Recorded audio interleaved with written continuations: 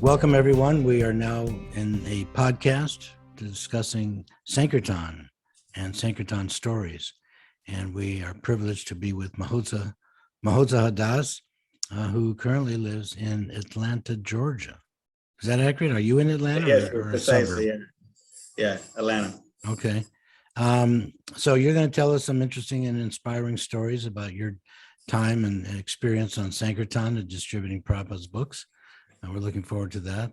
It's always exciting to be inspired and help others be inspired to go out there and engage in Lord Chaitanya's preaching movement. That's fantastic. Give me a little history. Were you born in India? Were you born here in the States? Yeah, I was born. First, people would like to thank you for having me. It's been my dream to, get your association, and it's almost like have a kid who's been seeing like a series, and he's finally getting to meet the person. So it's truly an honor to be here. And it's not just an objective thing to say, I genuinely feel it. It's really a great honor to get your association. I'm not worthy, but I guess you can fool some of the people some of the time. So anyway, thank you for those kind words. Yes. So this is the first time we're meeting.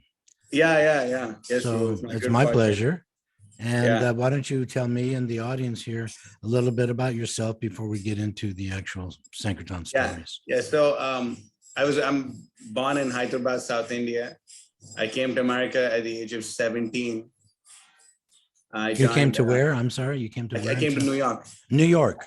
I came to New York. Okay, with your parents? No, by myself. I got like a partial scholarship in New York University. Okay. To study undergrad in there, and just like everyone. What subject? Just like everyone in my race, I also studied computer science. Okay. So it was on my way to being another IT donkey. Okay. But then somehow the other, I was actually I had the good fortune of running into the devotees while we were out on Sankirtan. While they were out on Sankirtan in Union Square Park. Once I had heard the kirtan that the devotees were performing, I felt really inspired to actually join the Krishna consciousness movement. It was almost like a thing that I was waiting for. And then once I heard the Sankirtan, and it just took me about a few months. To just join the devotees and get into this Krishna consciousness. So that's my short take on how it happened. Okay, so in India, you were not familiar with the devotees. When you were living in India for 16, 17 years before you came to New York, you were not even conscious of the Hare Krishna movement? I mean, I did go to a ISKCON summer camp at the age of how old was I? I was probably 6 or 7. Before that, I got initiated in the Sri Vaishnava Sampradaya.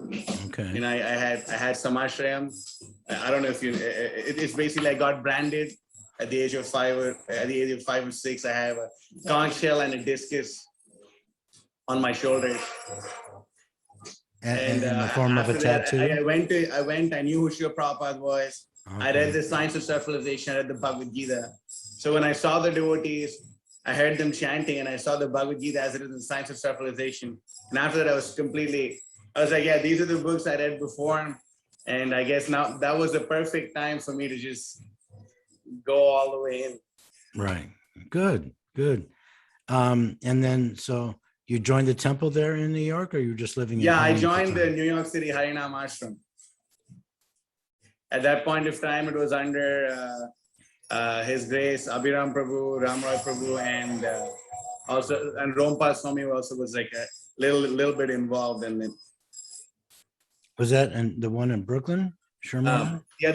Basically they had a place in Brooklyn. It's not the Brooklyn Temple, but it was McDougal Street, Brooklyn. It was a New York City Harinam Ashram. The devotees still go out, and they still Harinam and book distribution every day until this day. I think it's been going on for about 9 years now. Okay. And then you took formal initiation soon thereafter, or? Yeah, I joined at the age of 19. At the age of 21, I had the good fortune of being initiated by His Holiness Bhakti Vikas Swami Maharaj. Was that in person or through letter? Yeah, that was in person. I went to meet him when His Holiness had been visiting Seattle. That point of time, I'd gone and he's very kindly he had given me initiation, accepted me as disciple. Seattle, Washington. Yes. Okay. No, not Seattle, Washington. Seattle, Sammamish, like in all the way on the west, like on the west coast, Seattle. Yeah, right. Yeah, So, Seattle, Washington. right. So you flew from New York to Washington. Yeah, just for the initiation. Just for the initiation, and like at that point of time, we didn't even have enough money to even buy the plane ticket. I was having many obstacles, so I was talking to a devotee, and I told him that if Krishna wants me to go meet my spiritual master, there's nothing that anyone can do to stop me from meeting him.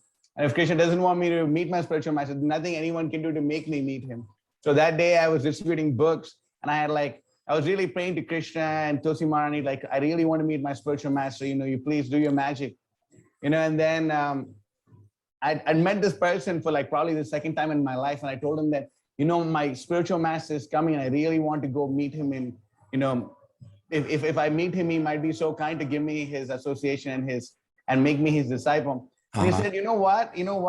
I have miles on my flight and I'll book your ticket right now. Wow. That's and he great. booked it right away on the spot. And next thing I knew, within 3 days, I was on a flight to Seattle. Okay. And yeah, it was awesome. It was really something. It was a miracle. Imagine. It was like a miracle, but we can understand that Krishna's behind everything. It was totally a miracle. Directing the wanderings of all living entities. So that's fantastic. You spent a couple of days there. He gave you the name. You met Bhakti Vikas Swami there in Washington, took initiation. Yeah. What did he say was the meaning of your name, Mahotsaha? What did he tell me during the meeting? When he gave you your beads, and he said your name is Mahotsaha Das. Yeah. Did he tell you the meaning?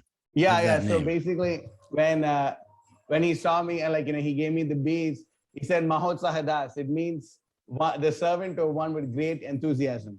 So it's basically Mahotsaha is Maha and Utsaha together is Mahotsaha. So Maha is great and Utsaha is enthusiasm. So he said Mahotsaha Das, and he gave me the beads. I was like, at first I thought it was Mahotsaha, which means a great festival. But then actually, he told me it's Mahotsaha. Okay. So one with great enthusiasm. Well, I think he named you appropriately just from the few minutes that were here. So I think he did a great job in seeing your heart. That's great. Yeah. So then you flew back to New York? Yeah, I flew back to New York after a few days of getting his association. And then you were distributing books there. How did you end up in Atlanta? How did we get here to Atlanta? Yes. So basically, it was during the pandemic season. What had happened was the pandemic had hit New York real bad, and this could actually it just get into like a book distribution story. Mm-hmm. If you don't mind. Go ahead. So that's why we're here. Yeah, right then. So while we were in New York, I was distributing books, and then for some reason I entered into a place and I thought there's going to be a lot of people over there. But there was basically no one, but there was this one person. And ever since I had walked into that venue and I was walking out, he was just staring at me like he was watching TV. So he was staring at me and I was like, come on, you're looking at me. So if you're looking at me, I have to give you Srila Prabhupada's books. You're the only person here. And our whole philosophy is you give books to anything that moves. Anything that is moving, you go give books to it. Right. Whatever, try your best to give books, do whatever it takes to make it happen. Very good. Then this person was there and I went up to him and I told him, you got to take these books. These books are the king of knowledge for kings like you, whatever. And then he took the books and he said, I have a really hard time reading them. I said, you don't worry about reading them. You don't read these books will read you. So you have to take these books. So then he said, okay, all right. And he surrendered and he bought the books and I thought that was it. But then the devotee I was with had left his bag in that venue. So then, I always have this habit. Every time I meet someone, whether or not they take the books, I take their phone number. I take down their phone number so and I can stay in touch with them. text them the they're follow-up program. they're not shy to give you their phone number? I mean, they may Hesitant? be shy, but like we convince them somehow or the other. We encourage them, convince them, Okay. do it, just make it happen. Most of the time, especially if that if it's a man, like no boundaries. We just do it. We say, come on, how many times have you given your phone number? I tell them the worst that can happen is you can just block me. That's it. What's the problem? Okay. Just Very give it. good. If I'm Uh-huh. right, you have everything to gain. If I'm wrong, you have nothing to lose. What's the Right. problem here? Okay, good. So they just do it. They just give me their number. So I took his phone number down and I called him up. I told him, hey, see, listen, we're having a program in Manhattan. We're having a program in Manhattan, and I met this guy in Long Island. So then I told him, see, I really need you to drive down all the way from Long Island and come to Manhattan to 26 Second Avenue, where the person who wrote the books has started the whole Krishna consciousness movement. I need you to come down here and give us this bag. So he actually came down and gave the bag. Wow. Okay. And then It's pious. yeah, it's really nice guy. He came and he did it. And then after that, I didn't really hear much about him. We were in Mhm. touch a little bit here and there. Mhm. But then over time, he started taking the Krishna consciousness seriously. By his good fortune, he started actually associating with Apurva Prabhu and Kamalini Mataji, your Mhm. very glorious God Supreme, Mhm. who we also had the good fortune of meeting. And then he just started reading, getting into the Bhagavatam, especially because they do reading calls on the phone. So he started getting on it. So anyway, we were in touch with him, side story. And then, while we were in New York, the pandemic had hit. And then, we just thought, it'll be a really good idea to get out of New York right now because we couldn't go out on books anyway. So Right. we hit, we thought, let's just go to Prabhupada Village in North Carolina. Okay. So then before we went to Prabhupada Village, it's another Sankirtan story. Before we went to Prabhupada Village, we actually, I remember I was sitting at a window, and looking outside the window in New York, and everything was shut down, but there was a truck which had come inside with groceries. And when I saw this truck, I thought that if they can deliver groceries to all these places, they can definitely deliver Srila Prabhupada's books. So what I really have to do right now is I have to really chant those rounds like I've never chanted them before and pray to Krishna to somehow or the other empower me to distribute online books. Bhagavatam says, so whatever, I need to distribute books online. I know so many people who just make a living just by sitting on their laptop and doing. I was thinking, I'm South Indian. After all, I have the IT guna and karma. So I have to use this in Krishna service somehow. So then I thought, all right, let's do something. So then I started getting on my phone, and next thing you know, we were number one in the world. All of a sudden, out of nowhere, out of the blue, we started distributing so many Bhagavatam sets. In 1 month, we distributed 100 Bhagavatam sets to random people, just messaging them. So where did you get the phone numbers from? The ones you had already distributed to? No. This was a total Facebook thing. Facebook, Instagram. Just you had the contacts already. Yeah, and what I would do is I would just keep adding different people on Facebook and try to get them to reply. And if they didn't reply, I just delete them and just continue doing this thing. So it's just like book distribution. You go up to someone and be like, hey, wow, what's up? You got this, you got these books already in the Science of Self-Realization, you got the Bhagavad Gita, you don't have it, you got to get it. And if they're not into it, see you later. So we did the same thing online. Okay, you're not into it, no problem. Yeah, push on. So, we went from New York to North Carolina, and next thing you know, we were distributing so many books in North Carolina. But then for some reason, as destiny would have it, or whatever, as Krishna would have it, things didn't go as well as we thought it would go. So this person that I had distributed books to in New York, the only person that was there in the venue, he had actually called us up and he was saying that, hey, I really want to come be with you.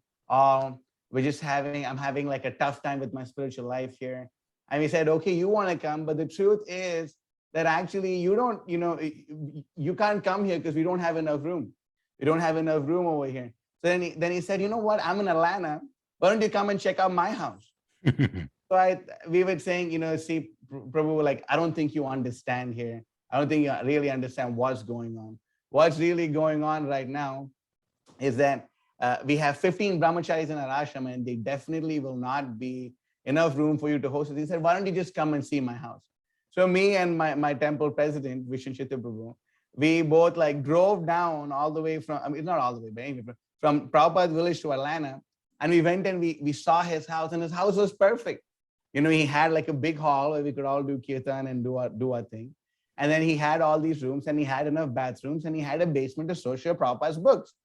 So we thought, great, let's just go to Atlanta. So we just moved from Prabhupada's village to Atlanta, thinking it's going to be like a short-term thing. Mm-hmm. But as we moved to Atlanta, we went to this person's house, and it was all working out so nicely. But one thing which we didn't do is, because we were distributing so many Bhagavatam sets, we had even distributed the last Bhagavatam set that we had for us to read in the ashram's possession. So when this person was in New York, I had actually distributed a Bhagavatam set to him 2 years ago. So now I'm in his house with all our brahmacharis, and we're all reading the Bhagavatam set that we had distributed to him a few years ago. Again. So like, Prabhupada's books, they came a full circle. He was in New York originally on vacation.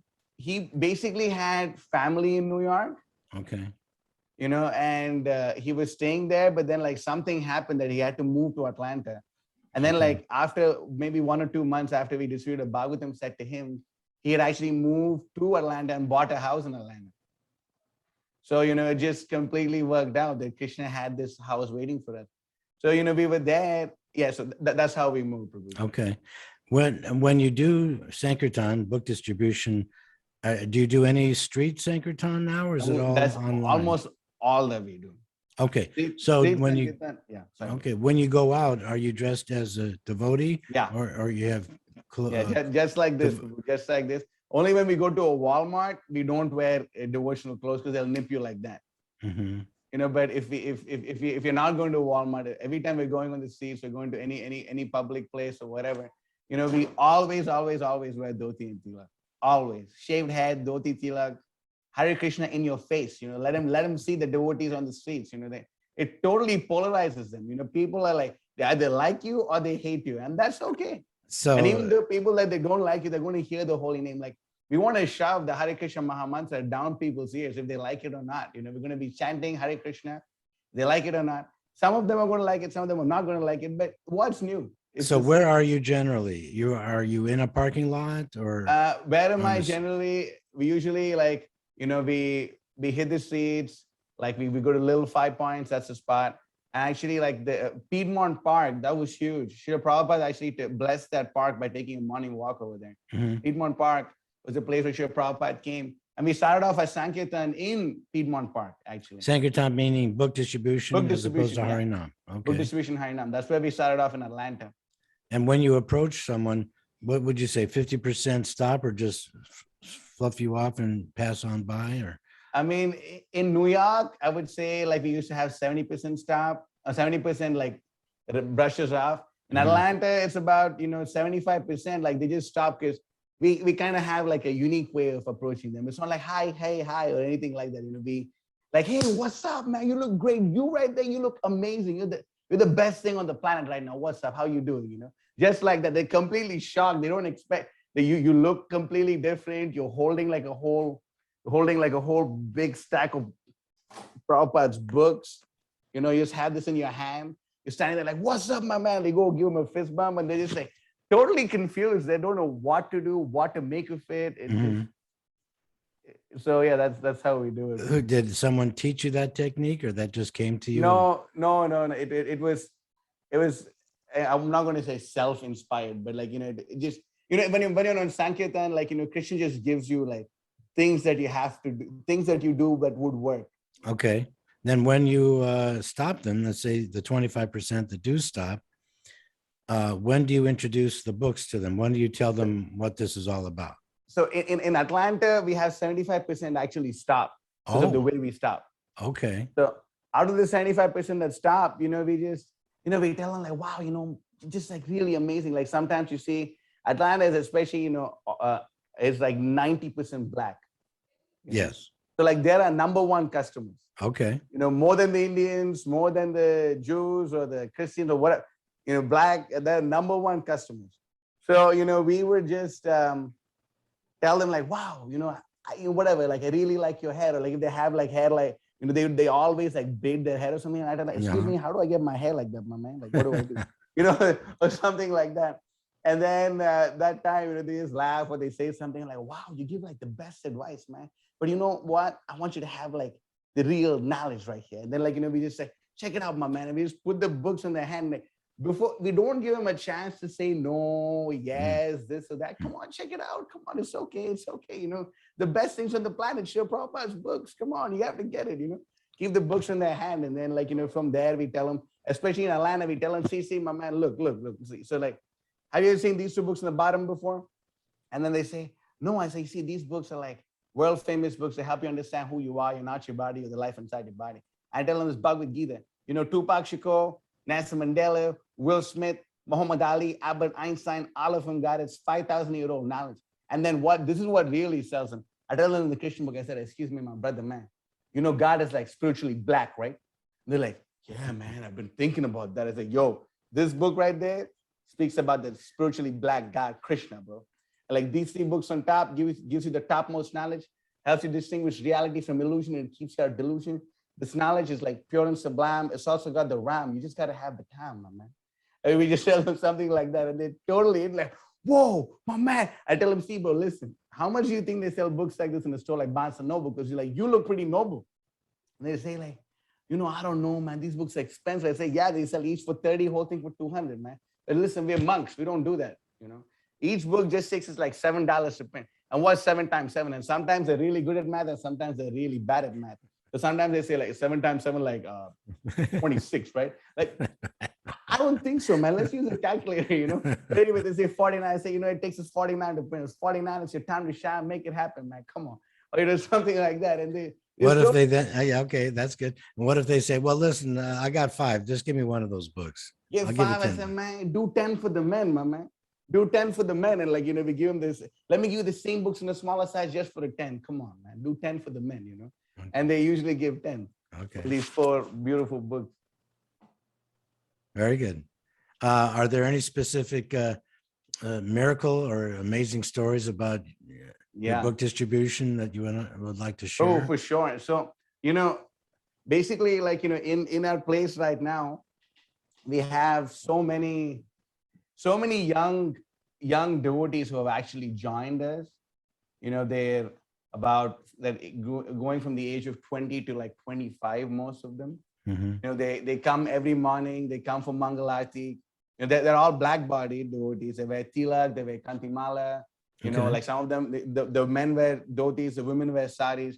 And like just by this book distribution, we're actually able to like create an entire community of devotees, just by doing this. And, one story, of course, is that this was the first or the second time I was in Piedmont Park distributing Srila Prabhupada's books. And then I had like gone up to this guy. His name is Bhakti Nick.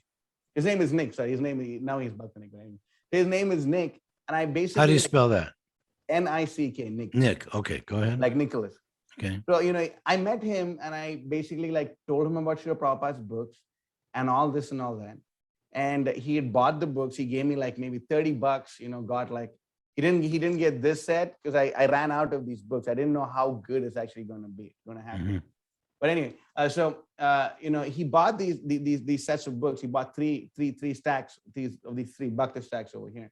So this Bhakti stack is usually the Science of Self-Realization, Bhagavad Gita, Isha Upanishad, Nectar of Instruction. So like, he had got this set from me. And then, I stayed in touch with him. And then I had, he came to our second Sunday program that we ever had in Atlanta. And then after he came, he just was like, I think I sent you this video, right, Prabhu? You saw it, like the Nick speaks about the effects of prasadam. Right. So, he had basically started like coming and like, he had all these questions about Jesus and this and that. Mm-hmm. But then like, we answered them, just like the way Srila Prabhupada answered them. He said whatever Srila Prabhupada said. And then he started taking the Krishna consciousness seriously. So then he's starting to be a lawyer right now. He's starting to be a lawyer. So Nick, he's like chanting at least 12 to 16 rounds every day, doing his best to follow the 4 regulative principles, reading Srila Prabhupada's books and doing that, associating with devotees and doing the whole thing. So while he was he's in DC right now. So while he was in DC, he had actually like told his friend about us. So at that point of time, we were in Piedmont Park. We didn't really have a place to do our Sunday program. So we were sitting under a tree and it was raining. But still, we had a group of people who were around us. So then I was giving the class, and every time I give a Bhagavatam class, it's basically like an advertisement to buy the Srimad Bhagavatam set. That's basically what it is. So like, Bhagavatam, you gotta take it, it's awesome. And it speaks about this and that, and like we explain the whole philosophy, but ultimately everything is in the Bhagavatam. Book distribution is the only solution. The best thing you can do with your life is throw out your TV and buy a Srimad Bhagavatam set and stuff like that. So then after the class, after I said it, this guy got like so fired up, and he said, I was like, who wants a Bhagavatam set? Me. Like, all right, great. And then he bought a Bhagavatam set. The first time he ever met. I mean, it's the first time you ever meet someone, for the first time. The best thing that you could possibly give them is a Bhagavatam set, because giving someone a Bhagavatam, it gets you like really high. It gets you really pumped up. So, and these are hardback books? The Bhagavatam, the 18-volume Bhagavatam set that, we even just today, one of the things we really love to do is like just go around the streets and like give Bhagavatam sets to people. Like, this just today also we distributed like this huge, this Bhagavatam set to this really sweet guy. I can just show you a picture. Yeah, here you go. I don't know if you can see it. Can you see it? Yeah. Okay. Yeah. Sure. So like, that's how we do it. We pile up the books, we keep Narasimhadev on top, just for the protection, So he was like, Bhagavatam, who wants it? I want the Bhagavatam. I said, great, buy it. And he bought it and it was awesome. And then, he started coming around, and he's not as serious as Nick. But then on the 14th of February, he came back, they were all studying in Harvard College, Harvard University. School. Yeah, not Morehouse. They all study in Morehouse. Morehouse, Okay. Atlanta. So like there's the guys go to Morehouse, the girls go to Spelman. So on the 14th of February, he had actually come with one of his friends to the program, and she had come and again, it just so happened that I was giving the class, and someone had just, usually when we're giving the Sunday feast class, like Srila Prabhupada said, we don't talk about the 4 regulative principles. Like, it's not a 4 regulative principles class, We tell them, of course, it's intoxication and this and that, but it's a class on the Bhagavad Gita. It's not a class on the 4 regulative principles. Okay. So we usually don't go like super heavy on meat eating or something like that. But then someone had asked us a question about meat eating. Mm-hmm. So that point of time, I was like, this is my chance, So I just like went all out and telling them how much pain it causes, and eating a cow, and every hair on the cow, you have to take those many birds. Do you really want that for yourself? And this and that, and this and that. And as Mataji was there, and she heard the class. She's like, you know what? Maybe I should stop eating meat. And she stopped, and and now what's the date? Today's the 8th of November. Now she's basically chanting 16 rounds. She's taking shelter of my spiritual master. And she comes to Mangalati every day without fail, wearing sari. These are all black women, they're not Indians. They're not right. They're not 7th generation elitist vegetarians and blessed by the highest brahmanas and all that stuff. These are black people. And she was from New York too. She moved down to Atlanta to go to Spelman, and then she met the devotees, and now she's totally into it. Fired up book distributor. This Mataji herself, she distributes Bhagavatam sets on the streets herself. She sees that we're doing it, so she wants to do it, and she does it. And it's really nectarian.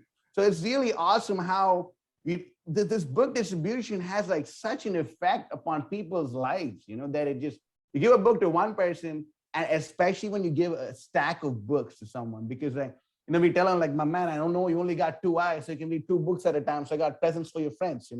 So they go and when you distribute a stack of books like this to someone, you're making a book distributor on the spot, because they more than likely are going to be giving these books to someone else without fail. So this is Srila Prabhupada's transcendental potency, that Srila Prabhupada can actually pick up any person off the streets and bring them to the platform of Abhideya, where they're serving the Supreme Lord knowingly or unknowingly. That's Srila Prabhupada's genius. And so when we give Srila Prabhupada's books, this guy went and gave that guy a book, and this guy, got a Bhagavatam set the first time, and then he got his friend over, And like, she's fully surrendered and she's distributing Srila Prabhupada's books. And we have so many young people, probably like you won't believe it. It's like back in the 70s, but like mainly Black people this time. Right. Is there a particular, do you use one line for everybody, or depending on the person, young, old, that you might preach a little differently? It's as spontaneous as it gets.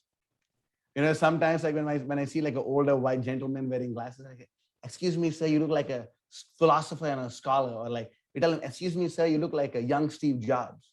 Or like we tell for white people, we don't have so many lines, unfortunately. Like what we one of the things we tell them is like, excuse me, my man, you look like the guy from Top Gun.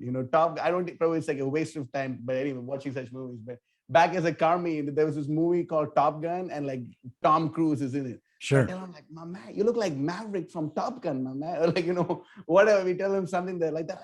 Man, thank you. They always fall for it every single time, every time. And then for the Matajis, we tell them, miss, you look like a yoga guru.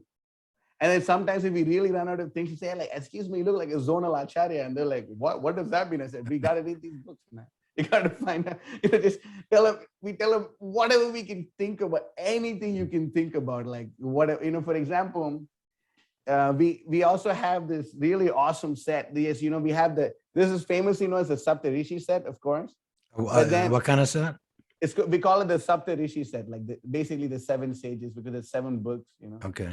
So like, you have 7 of Srila Prabhupada's books. Prabhupada actually writes in a letter that if you were to simply read the Bhagavad Gita, Krishna book, teachings of Lord Chaitanya, and Nectar of Devotion, that is enough to go back home, back to Godhead. So we thought, why don't we add like a Bhagavatam 1.1, Journey of Self-Discovery and the Science of Self-Realization. So, along with this Saptarishi set, we also have this set known as the Mahatattva set, which basically is the Saptarishi along with the Prabhupada Leela Amrita. So that's basically like 14 hardbound books. We have to give us $100 for that one. So one of the things I used to use this especially in New York, is because especially in New York, in order to stop someone in the subway, you have to like say something crazy or do something Yes. Get their attention, because As a mad crowd there. Running race. It's like a rat race, and you can see the rats running. I've been there. Oh, probably, yeah. Okay, so right? So this guy was walking by. Like one of the things I used to tell, especially when I used to see like Black people, one of the things I used to tell people is that, my man, excuse me, my brother, like, bro, excuse me, and then they look at me like, bro, are you Jewish? And like, it's a Black guy. He's like, excuse me, are you Jewish? And I said, man, no. I said, man, me neither, man. And I just give him a hug, and it's like they completely stop, and then like if they say I'm Jewish, I'm like, bro, I love Jews, man. What's up? And like just give him books. Like, so I said, excuse me, my brother, are you Jewish? He said, no, my man. I said, man, you're like tall, dark, and handsome. How you doing today? He said, I'm doing good. And then like I just went and I just pitched like this I pitched this Saptarishi, and I was just like so fired up because to meet this guy. And this guy was like, I kid you not, he was probably like 7'2" or something like that. Really tall guy. Basketball player. Probably. And then he had like dreadlocks all the way down to like his legs, and he was a really tall guy. And then like I don't even remember what exactly I told him. Like, my man, today is your lucky day. We got Srila Prabhupada Leela Amrita. You know who Srila Prabhupada is? I said, no, who is it? I said, he's the greatest saint that ever walked the planet, man. You want to be a saint or a demon? What's going on with you? And he said, man, I want to be a saint. I said, that's right, man. Be a saint. Learn from Srila Prabhupada, man. And I gave him like the Saptarishi, and I gave him the Prabhupada Leela Amrita. I told him, my man, this is like the king of knowledge for kings like you, You got to get these books. Okay. And then he said, all right, whatever. And then like, he just like gave me $100 bill, and he's just like, what? He just like this huge, you can imagine this huge 7'2" guy walking back with like this stack of 14 books. And I have a picture with him, and I look like a midget. Like, I look so short compared to this guy. I'm probably like 5'10" or 5'11". This guy is like tall like anything. He's like holding these 14 books, and he's just walking back like that, just. Well, with such a pile of books, do you have bags? Oh, yeah. Well, I can't carry these. Yeah. So what we usually do is we give people like these bags that you keep gallons of milk in. So we, there's like these really good, heavy duty blue bags that we give people. Okay. Because what are type of um, arguments would the people give that you then have to defeat? What do they say that I don't have the money, I don't have a credit card, or, it's too many books? What are the typical lines that they Like, give? something like, man, I really don't have cash. I really don't have cash. I said, no problem. We take Cash App, Apple Pay, Venmo, Zelle, cell phone, iPhone, headphones, shoes, glasses, whatever you want. I tell them, glasses, you see my glasses, man? You think these are my glasses? No, I got it from someone else. So can I try yours on? Or something like that. And they just say, and they just crack up. I said, come on, man, come on. Do it for Krishna, bro. Come on, do it. Do it for Krishna. And I just tell them something like that. And they give it through Cash App or Venmo. Like, we give them we give them the best opportunities. Like they just cannot say no. We just try our best. Like, get them to do it. No matter, it's the best thing for them. It's the best thing for us. It's the best thing for everyone. It's the best thing at all given time. At any point of time, at any given place. But then sometimes like people are like, I'm not interested. I said, all right. One of the things we do is we don't waste time. We have like this 3-minute rule. Okay. Don't talk to anyone for more than 3 minutes unless you're selling them a Bhagavatam set. Bhagavatam set, 7 minutes. Other books, other stacks, 3 minutes. In 3 minutes, you can tell if a person is into it or not. So like, if people say, but I'm Christian. I said, wow, you're a Christian? I said, man, me too, man. I'm a Christian too. These books teach you to be like Christ-like. If Jesus Christ were to come right now, he joined the Christian consciousness movement. You gotta these books teach you to be just like Christ. And we tell them, but Science of Self-Realization, page 116, speaks about Krishna or Christ. The name is the same. Come on. Well, I have the Bible. You have the Bible? That's great. These books will teach you how to preach the Bible better, man. You want to be the greatest preacher of the Bible ever? You want to do what Christ did for Christianity? These books right here, they're the answers, man. Come on, do it. Whatever they say, we just throw them back at them just like that. Okay. Now, if you have so many sets, how many sets are you selling on the average each day that you? On the average each day, I mean, this was we had a whole bunch of festivals, but on average we sell. If you're focusing on distributing Saptarishi sets, maybe 35 to 40 a day. And where do you store them when you go out? Okay, so great. Oh, I can actually show them, bro. Just give me 1 second. I wanted to get you the box actually. Hey, Chandan. Hare Krishna. Is anyone out there? Hey, Prabhu, can you get an empty crate? Siddhanta Prabhu wants to see crate where we keep our stacks in. Yeah, a tote. And also, if you can get a proper, get the Nectar book distribution, I want to show them the picture too. One of the guys has it, but get me the tote first. Yeah. So, we store these books in totes. Basically we have 2 totes that can hold a certain amount of books. So how do you spelling that? Tote? T-O-T-E. Tote. Anyway, Okay. I'll show it to you right now. Okay. So yes, great. So this here, we actually have yellow tote. It's Okay. All right. And we store. How many sets will that hold? 4. It can hold 4 Saptarishi sets and 20 Bhakta stacks. That's what we call the Bhakta stacks. So we put them in here, and then yellow ones are for Saptarishis and the green ones are for the Bhakta stacks. Now the ones that go in the yellow, are those hard? All those are hardback. Hardback. And I mean, the teachings of Lord Chaitanya is flexi-bind. Okay, and then the other set of 3 are All those soft, soft? all soft. Those are softback. Okay.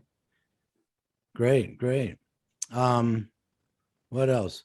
So we also use this. This all glories to Gopal Champu Prabhu. He's the one who discovered this. There's this. We have this thing called a U-line. It's a U-line. It's U-line H407. That's the name of the model. That's what we use to transport all our books. We put all these totes on these U-lines, and we very, very efficient if anyone is into it. And then if we are ever distributing books and we have to wear backpacks when we go to music festivals, we have these REI hiking backpacks which can hold. I usually on my back I wear maybe 40 pounds worth of books. So that backpack is really good because I don't really feel it so much. So these backpacks, if anyone is into how many sets does that hold? So it holds about it holds 4 of them, and then like it holds 4 of them in here in the backpack, and for the bhakti stacks it holds about 30, and then I hold some of them in my hands too. And what you can't carry is in the van that you then refill. What we can carry is what we do is we actually have the U line, and the U line, it basically becomes like a flatbed truck. And then like we store up all the books on that, and we have one book distributor distributing books around the totes and around our books, so we don't have to go anywhere. We just go back and refill. How many hours a day are you going out on the average? 6 to 8, sometimes 12. One day I was like hell-bent on trying to break Harinam Prabhu's record. I would really wanted to go out for 12 hours. And if I went out for 12 hours, I would have probably beat his record, but I only went out for like 9.5 hours. So this is, I don't know if you can see. Yes, yeah. Okay. Uh-huh. That's the guy. Which, the tall guy? You see me right here, Prabhu? With the glasses? Yeah, that's me with the glasses, and you see the guy with the 14 books? Oh, okay. There, yeah, he's got the hat on. Yeah, that's okay. Yeah, he's the guy that got he's the tall guy. The tall guy. The basketball player, maybe. Okay. Yeah, I could send you a real picture. Okay. What about when you go out? Do you carry a lot of cash? Do people give you cash for books? So we want carry change everything. So what I usually use, I'll just show you what I use for. 1 minute, I can just get it.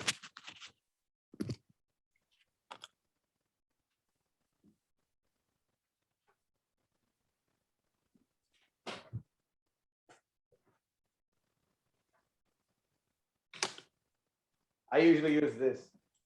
I use my fanny pack. It matches with my dhoti, so people don't realize I'm wearing a fanny pack. Right. So it's good. Like, oh, this monk doesn't have any money. Yeah, that's true. Check my pockets, it's empty, man. So I usually wear an orange fanny pack, so it sort of mixes with the dhoti. Right. Now, the people that you're meeting, Krishna says in the Gita, I believe, that there are 4 reasons why someone seeks out God. Right. Distressed, in need of money, inquisitive, in search of knowledge. Right. What are the people like that you're meeting? What do you think, where are they coming from? Or a mixture of all those 4? Most of the time it's a mixture of all the 4. The people that are surrendering, they're usually like what's that? They're either the jigyasus, or they're like the people who are really suffering, those who are inquiring to the absolute truth. When people that really join, people, as of now, people don't really come. The artharthis don't really come. Like who want wealth, they don't usually come so much. Mm-hmm. But like, those who are like in distress and those who are inquisitive, some are in search of the absolute truth, and those ones are always the best to work with. All right. Great. Now, there's a lot of devotees now are doing book tables. Yeah. Are you doing that at all? Setting up a table at a university or any location? Or people will come to you. We sometimes do the book tables too in universities, but what I usually use, wherever I can set up book tables, I usually use it to like set up all my books, so people are like super attracted to it. Mm-hmm. So like we usually like go around distributing books, and we also like stay in one place. But last time I went to Georgia Tech, we had a book table set up, and that was great. That was awesome. Whatever works for book distribution, we use it. Sometimes if tables work, we set up a table. But ideally, what we do most of the time is like, if you're going to a particular area, we like to find a junction where a lot of people are walking. Mm-hmm. And like we set it up a little bit on the side of that junction, and there we're able to hit people up more and more and more and more. But you're standing there waiting for the people to come by and approach. And yeah, then, if I see someone walk, I'm going to walk up to them too. Mm-hmm. Now, are you with a partner? Are you close to another our rule devotee? Is no brahmachari goes alone. So how far away are you from your godbrother distributing? Right, he's in the ashram. He's in the ashram right now, but he was like engaged in doing some of the service. No, I understand. But physically, are you right next to each other, and you're like? No, we're usually in the same parking lot, or in the same like area distributing books. Okay. We can see each other as long as within the vision of each other. or even if you're not, he may be on the north side of the airport, I may be on the south side of the airport, but if we don't see each other for like more than like 1 hour, like we have to go check on the other person. Right. We've heard of way too many nightmares of brahmacharis going around out by themselves and like meeting with problems or difficulties. So our thing is no brahmachari goes out by himself. Even if he wants to go to the grocery store or walk or something, like you don't leave the ashram by yourself, because it's just good point.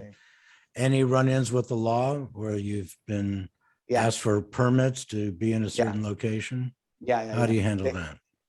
Mrigendra Prabhu. Call up Mrigendra Prabhu. And like, he's our lawyer. He helps us a lot with it, with all these things. So, in Piedmont Park, once they were trying to give us a hard time, and then Mrigendra Prabhu gave us all the evidence that we needed, and we told him, see, we have all the evidence. If you want, we can take it to the court. And then like they were just like, all right, whatever, let us do our thing. And then with the airport, we get permits, and we have to work exactly according to that. The police really like us in Atlanta so far. That's been our experience. Other than when you really act up, that's when it gets really bad. But we only had like one devotee who was visiting us who had a bad, who really acted up, and that was not so nice. But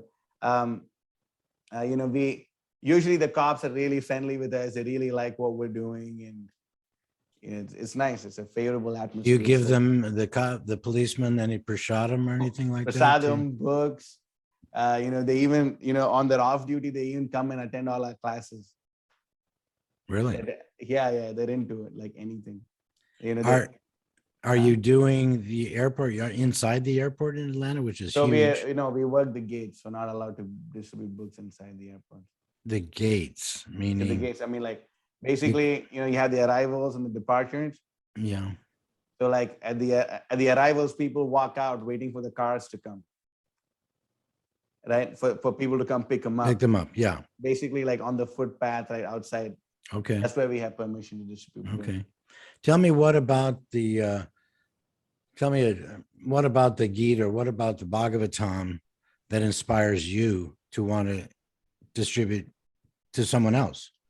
What are the teachings that fascinates you that personally that you didn't know when you were before you were 19 years old that attracted you to this movement?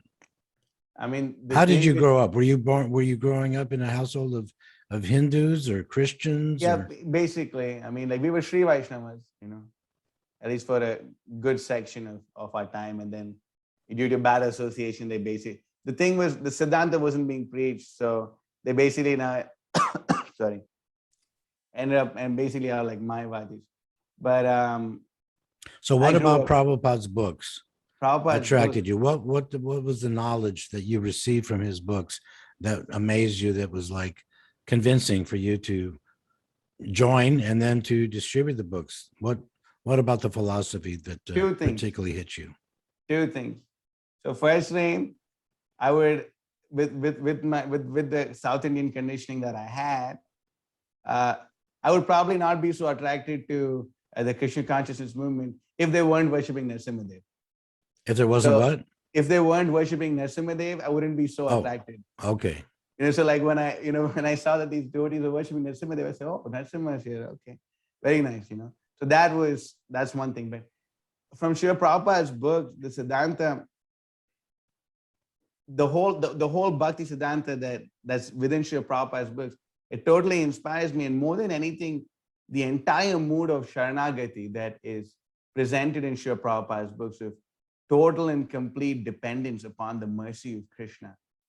That is like the whole thing, because, coming from like a Sri Vaishnava background, you're always thinking that, oh, are you taking the path of being like a lion, like a cub, where the lion just does everything for you? Or are you going to be like the monkey who's going to hold on to the mother?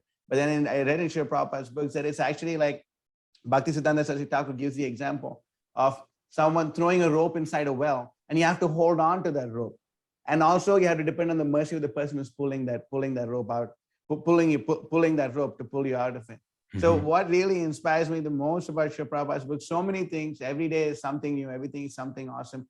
every day we can, whatever we see and read and hear in Bhagavatam class, we read Srila Prabhupada's books, we can apply them. And the one thing which really like hits me straight is like Bhagavad Gita chapter 9, text number 22. Ananya shintayanto mam yejana paripasate tesham nityabhiyuktanam yogakshemam vahamyaham.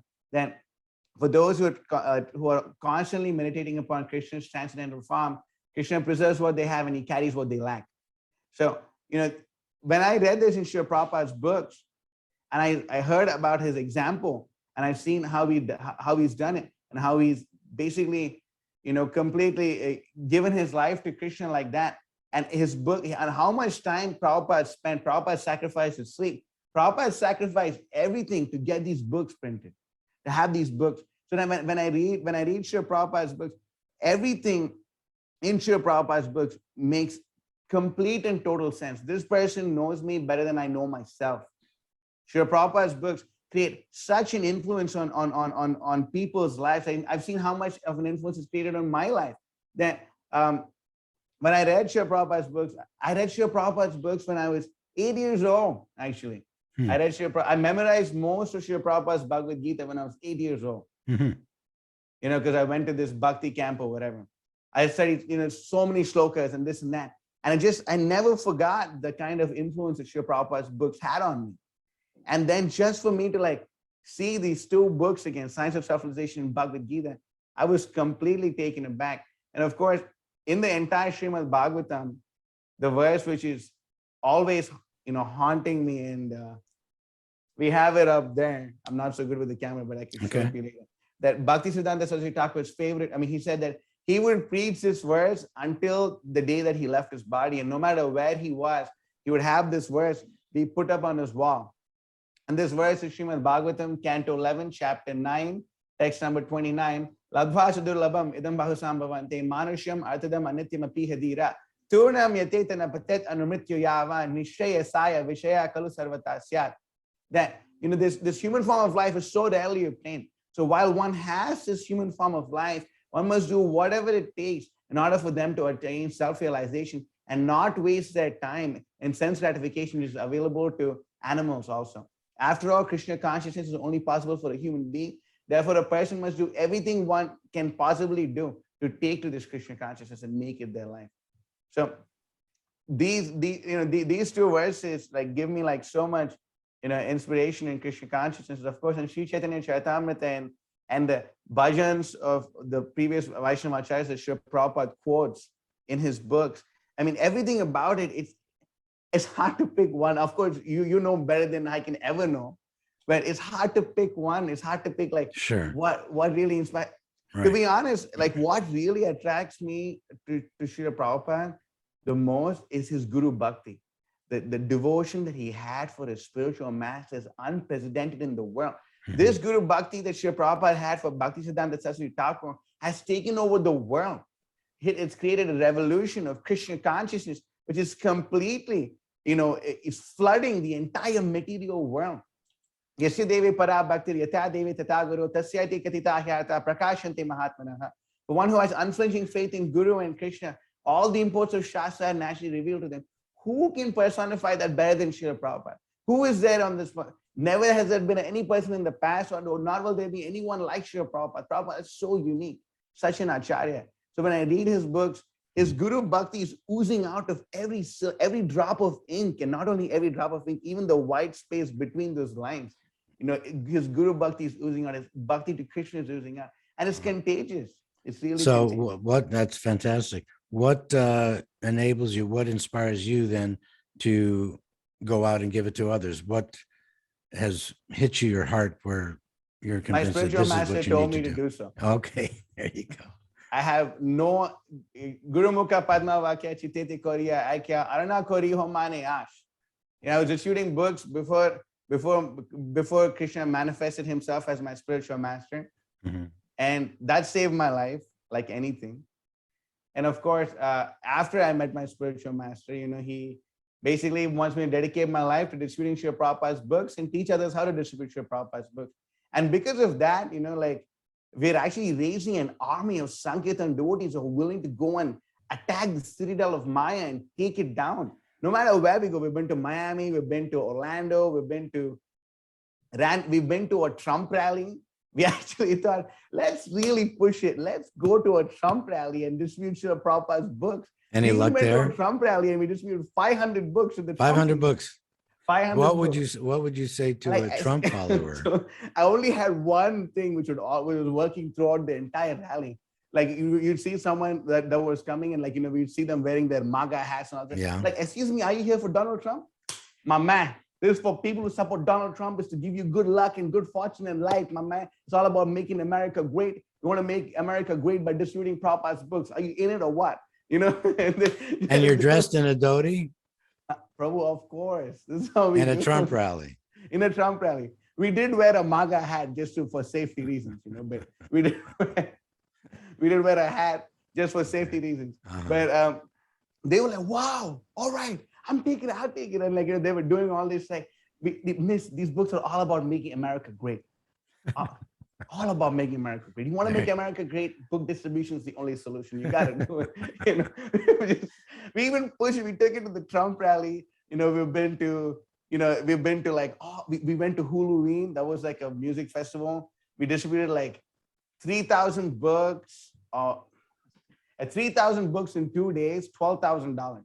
Just distribution of Prabhupada's books. Like every inch of our ashram is based on is built from book distribution money. Every inch of our ashram. And we just bought a new church. We're renovating it right now. Every inch is being paid for by Srila Prabhupada's books. And some people are giving us donations. And of course, we love big donations. But, we try our best. We do it all by Srila Prabhupada because Prabhupada says books are the basis. So we literally are trying to base our life on Srila Prabhupada's books.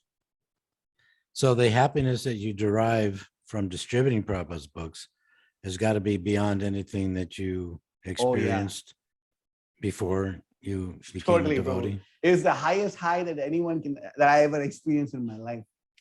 And it only gets better. Okay. Now, what would you say to someone in the temple who is more on the mental platform and hasn't got the Shakti and the realizations that you had, where the mind is always saying, oh, it's too cold out, I'm too tired, I don't know, I'm not inspired by it. The mind is speaking. So how do you talk to the mind? If it's too cold, wear a scarf and wear another jacket and get out the door. If it's too hot, well, wear a hat and get out the door. If it's meant, the best way to beat up the mind is to do exactly what it doesn't want to do. And ultimately, when we read Srila Prabhupada's books, how can we not see and realize the fact that we're the only thing standing between the karmis and hell? We're the only thing standing between them. And we have something which will completely, relieve them of all their sinful activities and all these things. How can we not go and give it to them? How can we not? We have to read Srila Prabhupada's books. The only reason most of the time I've found people being mental are when people who don't wake up before 4 a.m. You wake up before 4 a.m., take a nice shower, attend Mangal Aarti, dance in the Mangal Aarti, chant your 16 rounds, attend the Bhagavatam class, eat fantastic Krishna Prasadam, and how can you not want to go out and Srila Prabhupada's book distribution? We just have to plug into the program. We don't have a choice here. Who's giving you a choice? You have to do it for Srila Prabhupada. Why don't you just do it? You're so lucky to receive it. You should go and give it to someone else. That's fantastic. Well, listen, you've given me great inspiration. I love your energy. That's one of our lines. I love your energy, Mama. Okay. Well, it's working. It's working on you. I'm ready to go out myself. But anyway, I appreciate your time.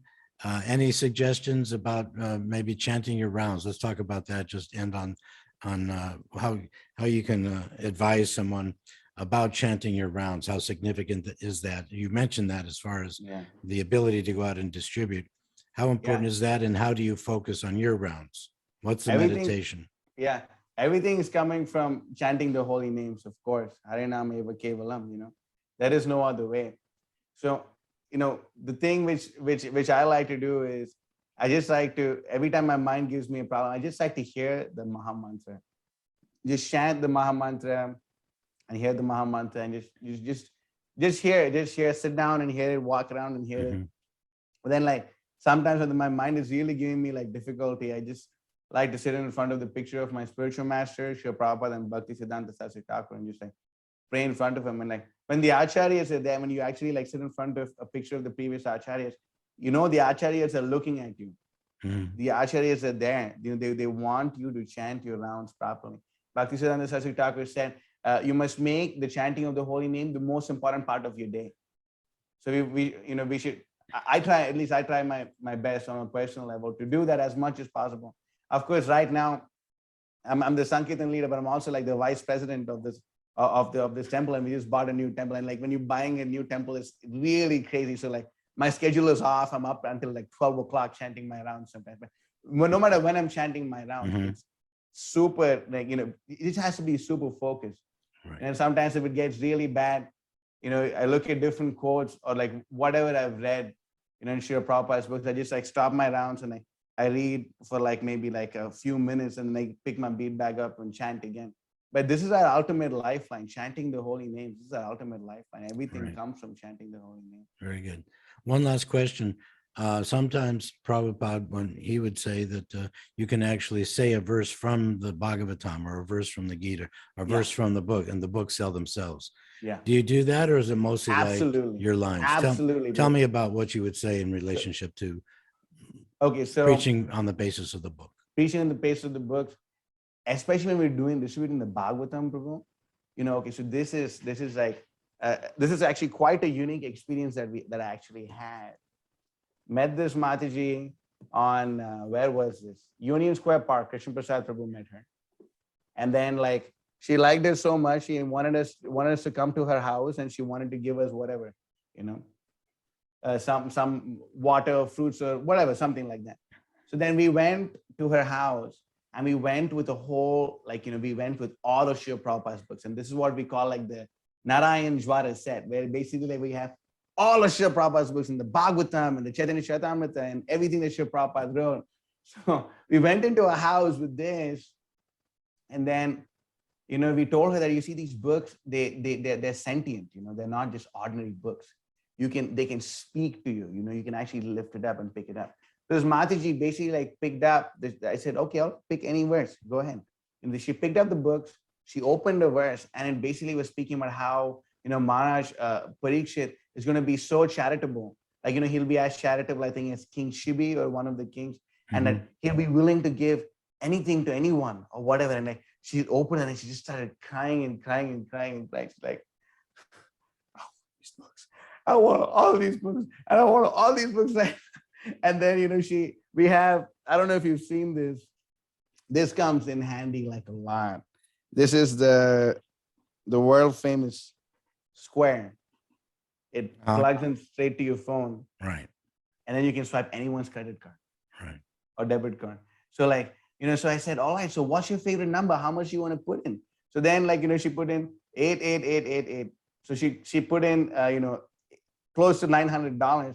And then what we do on top of everything is after we charge the phone, after we charge it, it actually gives an option of trying to add a tip, so it basically like, gives you like, you want to leave a tip 10%, 20%, 30%. Right. So then she was like, she saw, of course I'll give another 10. And she hit like another 30%. So basically like, she ended up giving us like $1,400 for Srila Prabhupada's book just by reading a verse. And it was so ecstatic. I remember I had to chant my rounds on the way back. We were in the train, like it's so nectarian. The most ecstatic experience is like when you go with like your cart full of books and you're coming back just with the cart, So coming back, I was trying to chant my rounds and I couldn't chant my rounds. It was so ecstatic. I was completely choked up. My hands were completely standing on end. It was really awesome. And it's something I'll never forget. I hope I remember at the moment of death. It's such a nectarian moment, And then, even every time in our Sunday feast programs, we always have like this, the Bhagavatam set up, like we just like show it off and put it in people's face as much as possible, So like we set up the Bhagavatam and the whole class, especially in the end, I always make the announcements. And the last announcement, I tell them, like, I don't care if you've been sleeping all this while, you're waiting for the lecture to stop. but please open both your ears and hear this. You see that big set of books is the Srimad Bhagavatam, and I do my whole pitch, And every time people come, we give the books in their hand and say, open the books and like read any verse, whatever you read, And they open it up and they read and they say, why don't you pick a verse? So then we pick them. Krishne Swadamo Pagate, Dharma Gyana Divisaha, Kalo Nasha Dishamesha Purana Arko Dunoditaha. That this Srimad Bhagavatam is, as brilliant as it's done, is arisen just in the age of Kali. Or like, we show them, Idam Bhagavatam Nama, Purana Brahma Samhitam, Uttama Shoka Charitam. So like we show them that this Srimad Bhagavatam is actually written by the incarnation of God. It is the literary incarnation of God. It's all blissful, all successful. We show them that verse. We show them Dharma Projita Kaitavota Paramo Nirmat Saranam Satam. We show them the 1.1.2, we show them these verses. And then if things get really like, people are really crazy, that time I just like, show them Narsimha Leela and I pick up the Bhagavatam, like, see what Hiranyakashipu did, and I make him read like the, and like, whoa, I'm like, yeah, see, Narsimha Dev can protect you. You want this protection? Or like, this is something like, and they're into it, bro. They're super duper. If That's we are fantastic. convinced you, we can convince anyone. All right. Listen, I've got 4 more minutes here. Yes, I want to ask you one last question. Yes, bro.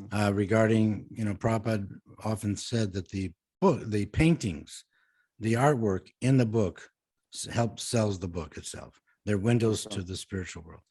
With your books that are piled high with a ribbon around them, how can you open it up and show them any pictures? Like this. Look, show them this. Show them the Vishnu. And sometimes we just pull them out and then show to them anyway. What's the problem? We can always, it's just a ribbon. We can tie it back up. Okay, so you do that sometimes? Do the Sometimes I painting, do do it. the Like, I pictures just, help like, sell? Yeah, I just like open the book, open the ribbon, and I lay out all the 7 books really attractively, and I make them open up the books and see it. But usually it's done in three minutes like that. Mhm. So we show them, someone is into it, we open it and show them. And if they're not, we put it back and tie it back up. No problem. Are the pictures in the Gita or any other book more conducive to selling a book in your experience? To be honest, Prabhu, so far, my experience has been that people are super duper attracted to the Bhagavatam 1.1. Just the cover of the Bhagavatam 1. What can be, when I first saw this, I was thinking this is the most beautiful thing I've ever seen. The spiritual sky, with Radha and Krishna. That, in my experience, that's been like the best. Along with, of course, the science of self-realization, where you have like Mahavishnu, where you have like, was it Shirodakshaya Vishnu in the heart, that's really amazing too. These two have been like the most, our Bhagavad Gita, the artwork, sometimes people find it hard to even like realize what's going on the cover. Okay. But the science of self-realization, the Bhagavatam 1.1, so beautiful. Great. Everyone's into it. All right, Mahotsaha, you were a joy to speak with, and you've inspired me, and I'm sure all the viewers that are going to be watching. Any one last parting word you would like to say in a potential Sankirtan devotee? Well, so Siddhanta Prabhu didn't ask me to say this, dear devotees, but please try your best to support Siddhanta Prabhu as much as possible. We ourselves are doing a humble effort to trying to support him. So please, donate as much as possible, contribute to Siddhanta Prabhu's glorious works. His work is saving so many people's lives. And Prabhu, I completely forgot. I really wanted to tell you this one story. And as I told you, I'm going to tell you on the phone. Go ahead. I was issuing books in Union Square one time. Mm-hmm. And I met like this really, really old guy. Okay, he was like probably 70 or like something like that. Mm-hmm. And then I stopped him and I was like thinking like, this guy's like, he's homeless. What am I doing? But anyway, I just went up to him for some reason. And then he told me that, that he saw the book and he saw a picture of Srila Prabhupada. He's like, there's the Swami. I met the Swami in 1966 in 2nd Avenue. It was 26. Master's Gifts. Or he said something like, wow, really? He said, yeah. Then I said, what happened? He said, I used to go to the Swami and like, at that time, like, they were so poor. They just used to like, give us like small pieces of apple. And I used to go and I used to see the Swami would give me these apples and speak from this book. And I said, wow, that's awesome. I said, what happened then? Like, basically, why didn't you become a Prabhupada disciple? So then he said, man, then I had a girlfriend, man. I was like, oh, I know how that goes. So he said that he had a girlfriend And then from 1966, he had never seen the devotees or never cared to see the devotees or whatever. And then he said that one day in 1975, he was just like walking the street and he just entered into Fifth Avenue and he had looked up and he had actually seen, he said, and I looked up and I saw the Swami sitting on a beautiful golden chariot, looking completely golden and completely shining with a whole bunch of you Krishnas chanting and dancing. You know, it was the most beautiful thing I've ever seen. You know, so, you know, he actually like, so this is like a proper memory of this person. Right. You know, then it was on there. But yeah, to the viewers, to everyone, you know, I really request, please, please, please support Siddhanta Prabhu. His memories series has saved my life, given me inspiration, you know, so much inspiration. And, you know, I request everyone to please support this most important work.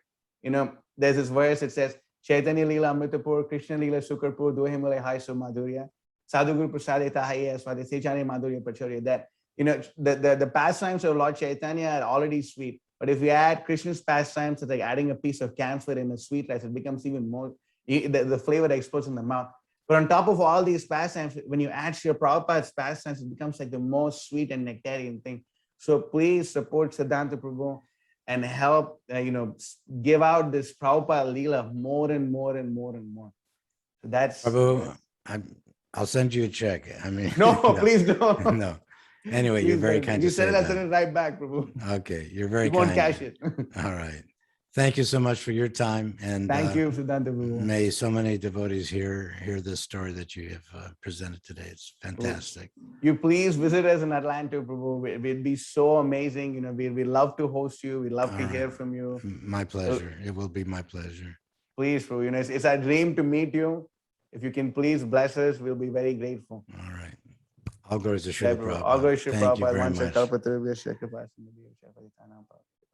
Vaishnavebhyo Namo Namaha. Thank you, All right. Prabhu. Thank you. Talk to you soon. Yes, Hari Prabhu. Bol.